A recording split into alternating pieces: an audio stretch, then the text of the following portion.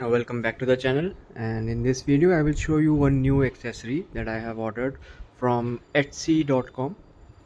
So this is known as watch saddle. So what it does is actually make your wrist watch into a pocket watch. And so this is my Vostok Amphibia. Okay, now let me take the bracelet off.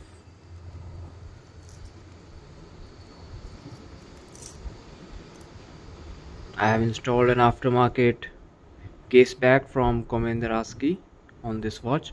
So this width is 22 mm, so it will fit this watch saddle.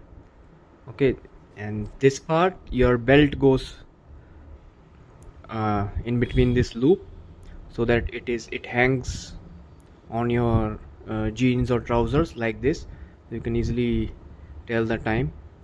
So let me fix this on this watch saddles, and then I will show you how it looks. Just a second.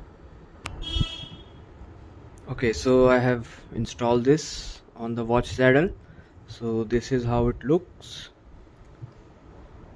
It's purely handmade out of leather, and I will be putting the link of this product.